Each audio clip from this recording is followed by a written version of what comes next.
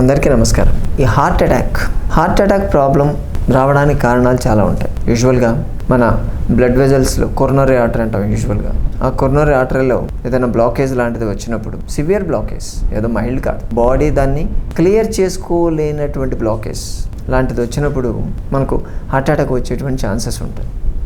చాలామంది chest pain, ఛాతీ నొప్పి వస్తేనే మీకు అది హార్ట్ అటాక్ అని చెప్తారు. చెస్ట్ పెయిన్ రావడానికి చాలా కారణాలు ఉంటాయి. ఆ విషయాన్ని పక్కన పెడితే హార్ట్ అటాక్ వచ్చినప్పుడు నిజంగా చెస్ట్ పెయిన్ రావాలా? ఖచ్చితంగా చెస్ట్ పెయిన్ వస్తేనే అది హార్ట్ అటాక్ అని చెప్పడానికి లేదు. వేరే రీజన్, మైల్డ్ సిమ్టమ్స్ కూడా కనిపిస్తాయి. ప్రతి హార్ట్ అటాక్తో చెస్ట్ పెయిన్ ఉండాలని రీజన్ అంతకన్నా లేదు. చెస్ట్ పెయిన్ లేకుండా కూడా హార్ట్ అటాక్ రావచ్చు.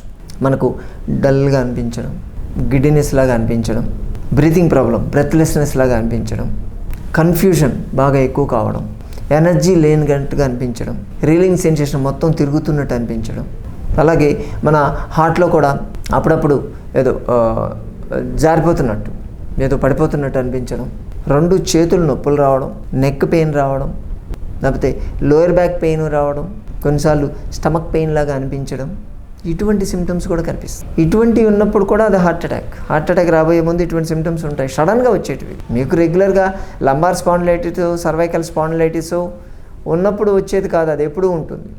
అలా కాకుండా ఎవరికి ఏ ప్రాబ్లం ఇటువంటి లేకుండా పెక్యూలియర్గా నొప్పులు వస్తాయి. సడన్గా వచ్చాయంటే మాత్రం కొంచెం దీని గురించి, చెస్ట్ పెయిన్ లేకపోయినా మీరు కొంచెం ఆలోచించాలి దాని గురించి. చెస్ట్ పెయిన్ ఖచ్చితంగా రావాలని రూల్ లేదు.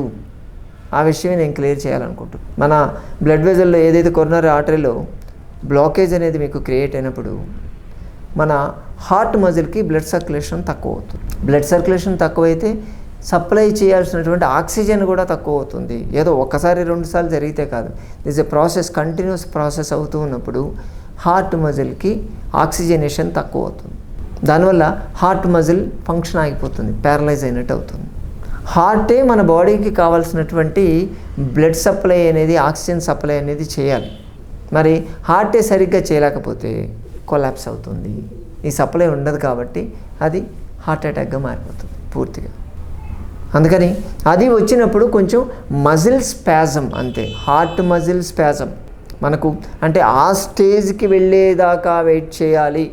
అంటే ఆ స్టేజ్, ఫైనల్ స్టేజ్కి వెళ్ళినప్పుడు మేబీ హార్ట్ మజిల్ పూర్తిగా స్పాజం అయిపోతే అప్పుడు రావచ్చు. ఆ స్పాజం అంటే మనం ఎక్సర్సైజ్ ఏదైనా చేసేటప్పుడు ఏదో ఆలోచిస్తే ఏదో చేసినప్పుడు మజిల్ పట్టేస్తుంది చూసారా, అటువంటి మజిల్ పట్టాడు, ఇంటర్నల్గా హార్ట్కి పట్టాడు, హార్ట్ మజిల్ పెట్టాడు. ఆ స్పాజం ఎలా వస్తుంది, ఇది కూడా అంతే. వచ్చేటువంటి ప్రతి చెస్ట్ పెయిన్ మీకు హార్ట్ అటాక్ కాదు, ఇది కూడా గుర్తుపెట్టుకోండి. మీకు అసిడిటీ వల్ల రావచ్చు, అసిడిటీ రిఫ్లెక్స్ అంటారు, యాసిడ్స్. చాలా వరకు హార్ట్ అటాక్ అని చెప్పి కార్డియాలజిస్టుల దగ్గరికి పరిగెత్తే వాళ్ళలో 70 to 80% ఆ గ్యాసే వస్తుంది. అది వేరే, అది రావడానికి మీకు పొట్టలో నుంచి ఉండాలి.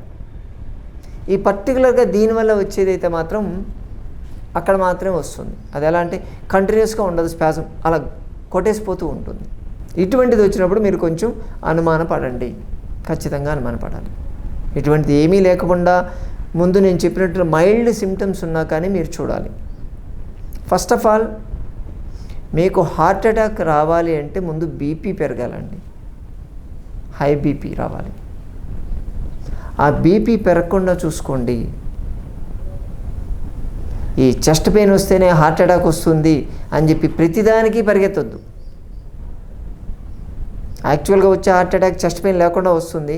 మీకు చెస్ట్ పెయిన్ లాంటిది వస్తే మాత్రం ముందు మిగతావి క్లియర్ చేసుకోండి. మీకు ఏమైనా టెన్షన్ ఉందా, స్ట్రెస్గా ఫీల్ అయ్యారా, మీ బీపీ ట్యాబ్లెట్ వాడుతున్నా కంట్రోల్లో లేదా అన్నది ముందు క్లారిఫై చేసుకోండి.